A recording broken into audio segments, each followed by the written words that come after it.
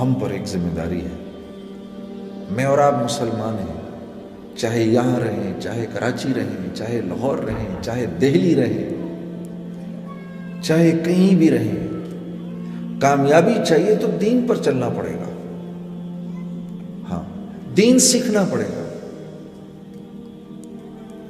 اور دین سیکھنے کے لیے سب سے پہلے دل کا پیالہ خالی کرنا پڑے گا. اس بات کا احساس کرنا پڑے گا کہ مجھے کچھ نہیں آتا.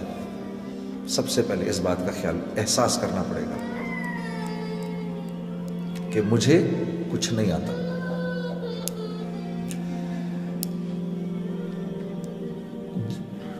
تجربے سے بتا رہا ہوں، جتنا جتنا آپ آگے بڑھتے جائیں گے، آگے بڑھتے جائیں گے، آپ کو احساس ہوگا مجھے تو کچھ بھی نہیں آتا.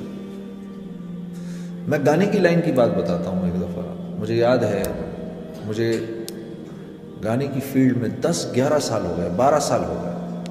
تو ایک دن میں جہاز میں بیٹھا ہوا تھا، تو مجھے احساس نہیں ہوا، میری ساتھ والی سیٹ پہ غلام علی صاحب بیٹھے ہوئے تھے.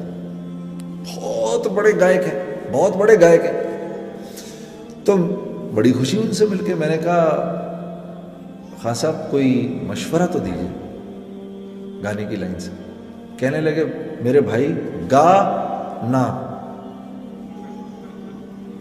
یہ میرا مشورہ ہے تجھے، گا نا.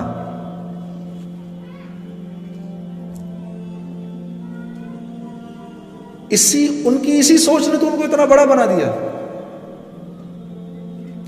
تو دنیا کی لائن میں شیطان خوب کوشش کرواتا ہے، محنت کرواتا ہے.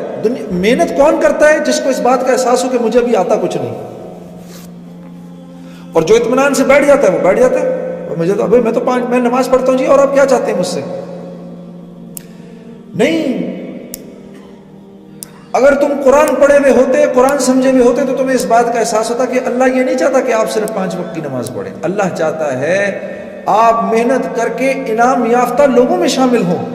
اللہ آپ سے کہہ رہا ہے صراط الذین انعمت علیہم، اے اللہ تو مجھے ان لوگوں کے راستے پہ لگا جو انعام یافتہ تھے. انعام یافتہ 4 لوگ تھے، انبیاء، صدیقین، شہداء اور صالحین. یہ 4 لوگ ہیں. اللہ فرما رہے ہیں مجھ سے ان کا راستہ مانگو، تاکہ کہیں سیٹسفائی ہو کے نہ بیٹھ جاؤ کہ میں تو نماز پڑھ رہا ہوں، مسجد کے لیے میں دے رہا ہوں پیسے. آپ یقین کریے سب سے زیادہ یہ مسجد بنانا، بن جانا بہت بڑی بات ہے، اور اس کے لیے محنت کرنا بہت بڑی بات ہے. لیکن سب سے زیادہ جو شیطان مطمئن کرتا ہے نا، ان لوگوں کو کرتا ہے جو مسجد کے لیے چندہ اکٹھا کر رہے ہوتے ہیں. میں آپ کو تجربے سے بتا رہا ہوں. ہاں، میں تو بہت بڑا کام کر رہا ہوں. نہیں، سیٹسفائی نہیں ہو سکتے آپ. اور اتنی محنت کی، اتنے اخلاص سے سب کچھ کیا، مسجد بن گئی. 30 سال گزر گئے. اس مسجد کے پاس سے گزرتے ہوئے ساتھ والے کو کہا یہ جو مسجد ہے نا، اس میں میرا بھی حصہ پڑا تھا. لو جی، 30 سال کا اخلاص ختم ہو گیا. سب جتنا کمایا تھا سب گنوا کے بیٹھ گئے. تو دین سیکھنا ہے، ہم نے دین سیکھنا ہے میرے دوستوں. اور ہمیں نہیں آتا، ہمیں دین نہیں آتا.